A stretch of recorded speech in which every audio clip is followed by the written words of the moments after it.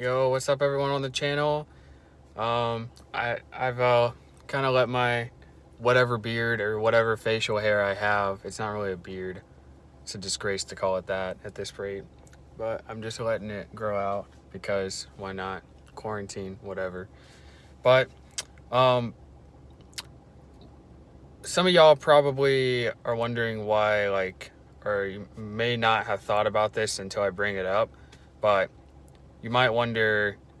Um, why I haven't worn a mask in any of my videos, and it's because I'm in my car, and I think when you're in your car, you're not around anybody else.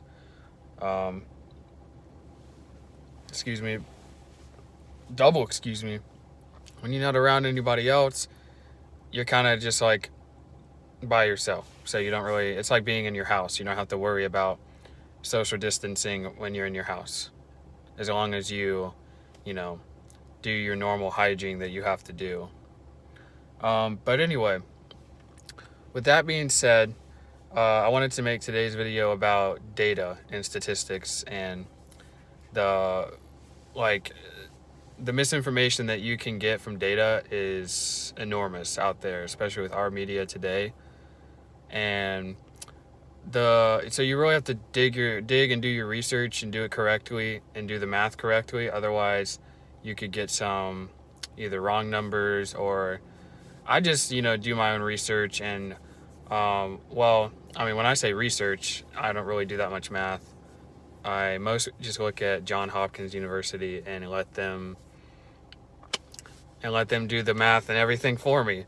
But I've been doing a lot of research on everything, and I don't know if y'all saw one of my last videos where I was talking about how Georgia reopening is a kind of a mistake because we haven't even seen a 14-day period. Like the CDC guideline was, don't start reopening in phase 1 until you see a 14-day decline of like hospitalization rates, and I don't know if it's death toll but anyway, it's just hospitalization rates are supposed to go down for a minimum of 14 days before you should start considering to reopen. And it's like when they came out with that guideline, and just so y'all know, the headquarters of the CDC, they have different offices um, around the United States, but their main headquarters is in Atlanta, Georgia. So I'm like, they came out with this guideline, and then it seems like Georgia just like was like, nope, we're gonna reopen partially. I'm like, and yeah, you know, Georgia is not forcing businesses to reopen. Like they can reopen if they want to. If they don't want to, that's fine. But it kind of just like throws everyone that doesn't reopen under the bus because they're kind of forced to have to reopen. But so anyway, when I say data, I've been looking at Johns Hopkins University on Georgia, and I've been doing other research, looking at what articles I read, when it was published, who it was published by, because all of those details matter in this pandemic.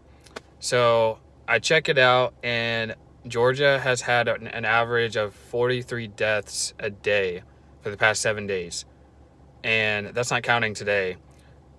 Well, it wouldn't count today because the data hasn't come in for today, but that's just like for the past 7 days, you have a death toll increase of 43 per day. Like, I don't know. And it makes sense that the testing is going to be increased because they're increasing the number of tests that are out per day.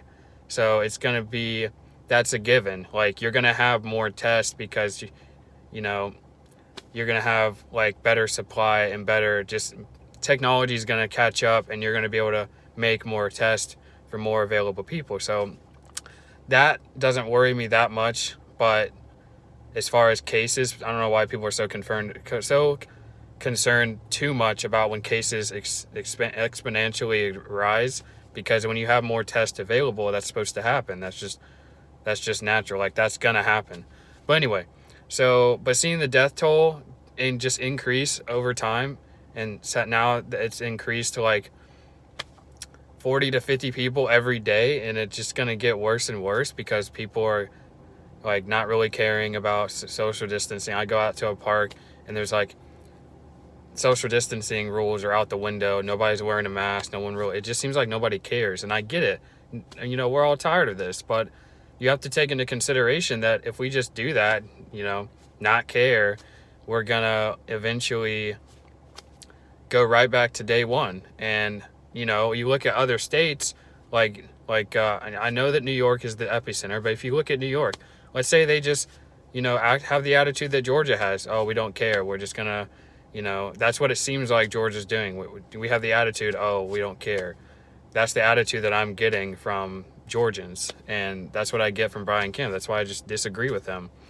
And this is actually, it's funny because this is actually one of the biggest issues that I'm seeing, and it's kind of splitting up, you know, Kemp supporters, Trump supporters, Democrats, Republicans, conservatives, you know, liberals. It's like everyone is being affected by it in Georgia. It's just like, you know, unless you have a job that just like it's going to be there, like an essential worker job. If you have one of those jobs, that it's not going to change what kind of politics goes into play, then it, you know. But I mean, even then, I would, even if I was an essential worker, even if I was on the front line, I would still, like, especially like medical workers and everything. I bet they're probably not too happy with Kemp. I mean, think about it. They're seeing death after death after death, and they have to deal with that. And then they see what Georgia does with all of their crap, and they're like, man, we're just gonna get more deaths. Like, what is Kemp like? Some of the reporters asked Kemp, like, oh, what models are you looking at? He's like, oh, we have a bunch of models we're looking at. I'm like,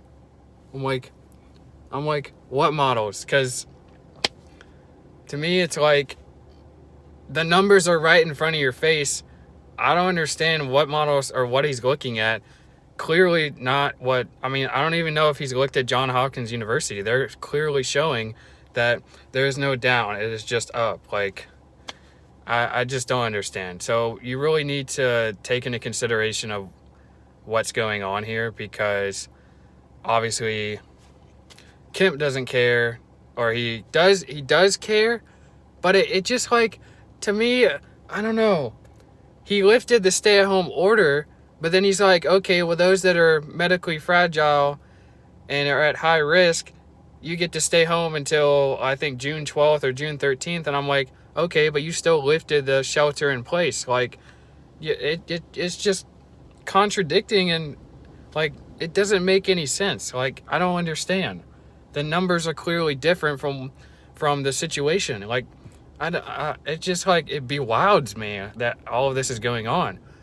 I don't know. And I was going to say earlier that it's actually funny that this is the first issue that, like, I can fully agree on with my sister, because she's more some, like, everyone has their different sides in our family.